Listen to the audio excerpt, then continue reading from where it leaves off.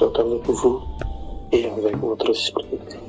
Évangile de Jésus-Christ selon Saint Jean. Gloire à toi, Seigneur.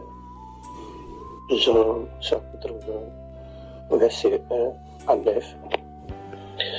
Le premier jour de la semaine, Marie-Madeleine se rend au tombeau de grand matin. C'était encore les ténèbres. Elle s'aperçoit que la pierre a été enlevée du tombeau. Elle court donc trouver Simon-Pierre et l'autre disciple, celui que Jésus aimait, et elle leur dit: on a enlevé le Seigneur de son tombeau et nous ne savons pas où on l'a déposé. Pierre partit donc avec l'autre disciple pour se rendre au tombeau. Ils couraient tous les deux ensemble, mais l'autre disciple courut plus vite que Pierre et arriva le premier au tombeau. En se penchant, il s'aperçoit que les linges sont posés à plat. Cependant, il n'entre pas. Simon-Pierre, qui le suivait, arrive à son tour. Il entre dans le tombeau. Il aperçoit les linges posés à plat, ainsi que le suaire qui avait entouré la tête de Jésus, non pas posé avec les linges,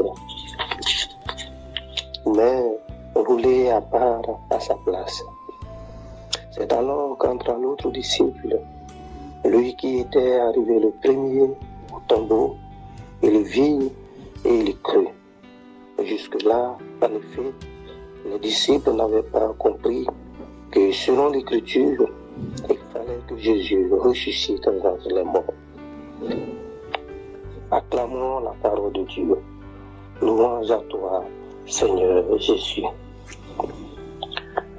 Pourquoi cherchez-vous le vivant parmi les morts? Il n'est pas ici, il est ressuscité. Frères et sœurs, d'une part, voici la bonne nouvelle qui nous est donnée depuis la nuit de Pâques. Le Christ est ressuscité d'entre les morts. Il a vaincu la mort. Oui, frères et sœurs, réjouissons-nous car notre Seigneur Jésus a triomphé de la mort. Et il n'est pas permis de donner la moindre place à la tristesse. C'est là où naît une vie qui anéantit la crainte et répand sur nous l'allégresse de l'éternité promise à travers le salut apporté par son Fils Jésus-Christ, notre Seigneur. À travers le mystère de la résurrection, c'est toute l'humanité qui renaît à une vie nouvelle. C'est toute l'humanité qui est invitée à quitter le tombeau de la mort pour parvenir à la vie. Oui, chers frères et sœurs, le Christ ressuscité nous invite à quitter nos différents tombeaux. Le tombeau de la haine, de la rancœur, de la vengeance, de l'orgueil, de la méfiance, de l'égoïsme, de la mauvaise foi, du mensonge, pour revêtir le nouvel homme. D'autre part, nous sommes invités à jeter un regard sur la personne qui a assisté à la première à l'œuvre de l'humanité nouvelle, Marie-Madeleine, la pécheresse.